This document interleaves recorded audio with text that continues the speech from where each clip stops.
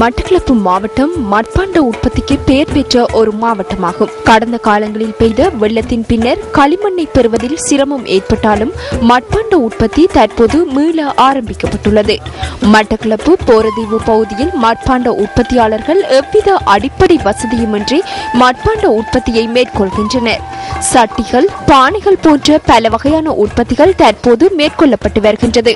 மிகுந்த சிரமத்தின் மத்தியில் உற்பத்தி செய்யப்படும் இந்த பொருட்களுக்கான சந்தை வாய்ப்பு மிகவும் குறைவாக உள்ளமை கவலைக்குரிய விடயமாகும். இன்னும் சில உள்நாட்டு செய்திகள். படிக்கட்டு உடைந்து விழுந்தமையால் சில தினங்களுக்கு முன்னர் மூடப்பட்டிருந்த தேசிய அருங்காட்சியகம் மக்கள் பார்வைக்காக இன்று மீள திறக்கப்பட்டது. அருங்காட்சியகம் திறக்கப்பட்ட போதிலும் அனர்த்தம் ஏற்பட்ட பகுதி தொடர்ந்து மூடப்பட்டிருக்கும் என தேசிய மரபுரிமைகள் அமைச்சர் கலாநிதி ஜகத் பாலசூரிய குறிப்பிட்டார். கரையான் அரிப்பு காரணமாகவே தேசிய அருங்காட்சியகத்தின் படிக்கட்டு உக்கி போயிருந்ததாக கண்டறியப்பட்டுள்ளது. இந்த சம்பவம் தொடர்பான ஆய்வினை மேற்கொண்ட கட்டட பொறியியலாளர்களால் இந்த தகவல் கண்டறியப்பட்டதாக போலீசார் குறிப்பிடுகின்றனர். கடந்த மாதம் 28ஆம் தேதி பிற்பகல் அருங்காட்சியகத்தின் படிக்கட்டு உடைந்து வீழ்ந்ததால் 27 பாடசாலை மாணவர்களும் 5 ஆசிரியர்களும் 4 பெற்றோரும் காயமடைந்திருந்தனர். இதேவேளை இந்த அனர்த்தத்தில் காயமடைந்து பாதுளை வைத்தியசாலையில் அனுமதிக்கப்பட்டு சிகிச்சை பெற்று வந்த அனைவரும் சிகிச்சைகளின் பின்னர் வீடு திரும்பியுள்ளதாக வைத்தியசாலை வட்டாரங்கள் நியூஸ் ஃபர்ஸ்டிற்கு தெரிவித்தன. எனினும் 4 பேர் தொடர்ந்தும் தேசிய வைத்தியசாலையில் சிகிச்சை பெற்று வருகின்றனர். இன்றைய யூ ரிப்போர்ட்டராக இணைந்து கொள்கின்றார் காத்தான்குடி முகமது சஃபி.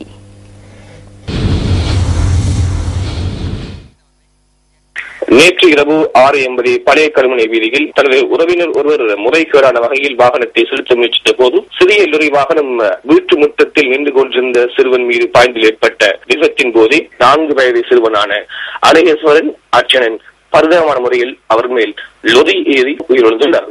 ரிப்போர்ட் செய்திகளுக்காக காத்தான்குடியில் இருந்து முகமது சஜி.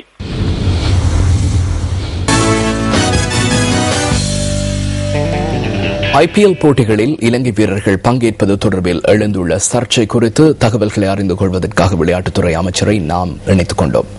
இந்த நேரடி நேர்காணல் இரவு 7 மணிக்கு ஒளிபரப்பான எமது சிங்கள சிரசு செய்தி அறிக்கையில் ஒளிபரப்பு செய்யப்பட்டது. இந்தியாவின் முன்னிலை அரசியல்வாதிகள் எமது வீரர்களை புறக்கணிக்கும் போது ஏன் எமது வீரர்கள் அங்கு செல்கின்றனர்? ஸ்ரீலங்கா கிரீடகයන් දිගින් දිගටම IPL තරඟාවලියට සහභාගී වුණා. தொடர்ந்து எமது வீரர்கள் IPL போட்டிகளில் கலந்து கொண்டனர். எனினும் இம்முறை சில சிக்கல்கள் எழுந்துள்ளன. இலங்கை வீரர்கள் தமிழகத்தில் விளையாடுவது தொடர்பில் அந்த மாநில முதலமைச்சர் எதிர்ப்பு தெரிவித்துள்ளார். வீரர்களின் பாதுகாப்பே எமக்குள்ள அடிப்படை பிரச்சனையாகும்.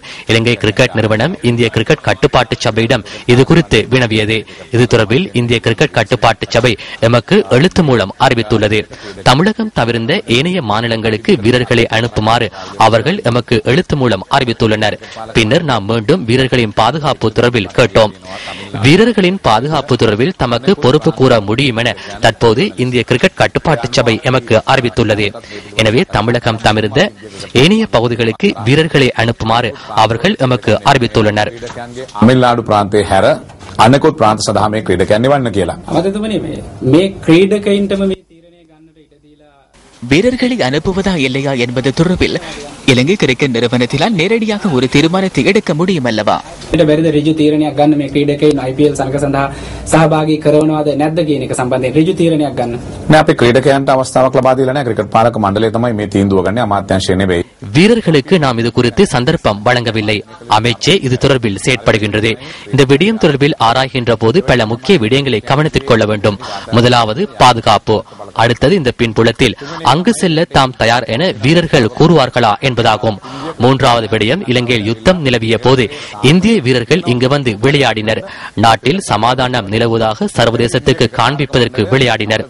அன்று நாட்டில் யுத்தம் நிலவிய போது இந்தியா தமது அணியை இலங்கைக்கு அனுப்பி எமக்கு உறுதியாக இருந்தது. நான்காவது விடயம், ஒரு பிராந்தியத்தில் எமது வீரர்களை புறக்கணிக்கும் போது ஏனைய 3 பிராந்தியங்களில் இலங்கை வீரர்கள் தலைவர்களாக நியமிக்கப்பட்டுள்ளனர். எனவே ஒருவரின் செயற்பாடு காரணமாக நாம் எமது வீரர்களை அனுப்பாமல் இருக்க வேண்டிய அவசியம் இல்லை. அத்துடன் இலங்கை கிரிக்கெட் நிறுவனத்துக்கும் இந்திய கிரிக்கெட் கட்டுப்பாட்டு சபைக்கும் இடையே சிறந்த புரிந்துணர்வு உள்ளது. අනිත් එක ඉන්දිය ක්‍රිකට් පාලක මණ්ඩලය සහ ශ්‍රී ලංකා ක්‍රිකට් පාලක මණ්ඩලය අතර ඉතාම හොඳ අවබෝධයක් තියෙනවා. ශ්‍රී ලංකා புரிந்துணர்வா அல்லது ஏதேனும் உடன்படிக்கையா? සිදු ගිවිසුමක් නැහැ. ඔබ எவ்வித உடன்படிக்கையும் இல்லை. இலங்கை கிரிக்கெட் நிறுவனம் தனது வருமானத்தின் மூலமே செயற்படுகின்றது. அரசாங்கம் செலவு செய்வதில்லை. எனவே இந்திய கிரிக்கெட் கட்டுப்பாட்டு சபையின் ஒத்துழைப்பு எமக்கு மிகவும் முக்கியமானது. සාකච්ඡා කරලා කටයුතු කරන්න. ඒ නිසා අපට ඉන්දියා ක්‍රිකට් පාලක මණ්ඩලයේ සහයෝගය හැම විටම අපිට අවශ්‍යයි.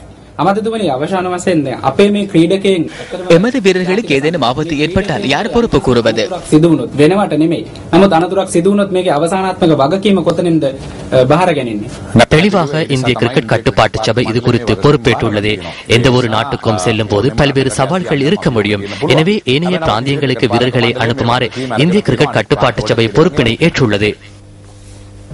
இலங்கை கிரிக்கெட் நிறைவேற்று குழுவின் செயற்பாடுகளை தடுக்கும் வகையிலான இடைக்கால தடை உத்தரவு ஒன்றை பிறப்பிக்குமாறு கொழும்பு மாவட்ட நீதிமன்றத்தில் இன்று மனு ஒன்று தாக்கல் செய்யப்பட்டுள்ளது. கொழும்பு மாவட்ட கிரிக்கெட் சங்கத்தின் தலைவர் மொஹாண்டி சில்வா மற்றும் அதன் செயலாளர் பந்துல திலக் திசாநாயக்க ஆகியோர் இந்த மனுவை தாக்கல் செய்துள்ளனர்.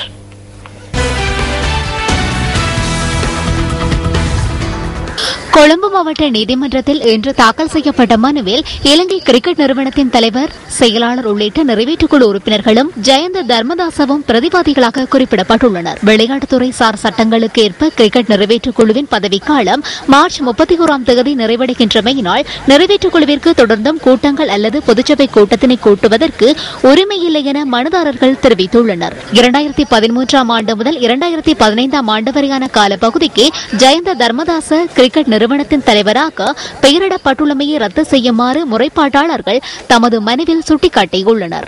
கிரிக்கெட் நிறுவனம் அரசியல் அழுத்தங்களுக்கேற்ப செயற்படுகின்றமையினால் சர்வதேச கிரிக்கெட் பேரவையின் உறுப்புரிமையிலிருந்து நீங்கும் அபாயம் உள்ளதாகவும் அதில் குறிப்பிடப்பட்டுள்ளது. விடயங்களை ஆராய்ந்த நீதவான் அமல் ரணராஜ இதுகுறித்து இரு தரப்பினரிடம் கருத்துக்களை கேட்டறிய வேண்டியுள்ளதாக கூறினார்.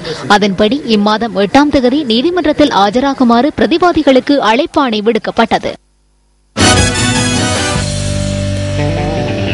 இத்துடன் இன்றைய நாளுக்கான மதியம் 8 மணி பிரதான செய்திகள் நிறைவடைகின்றன. இரவு 10:45 இடம்பெறும் அடுத்த பிரதான செய்திகளோடு மீண்டும் சந்திப்போம். வணக்கம். Hotline 0114-896-896 www.newsfirst.lk. Feedback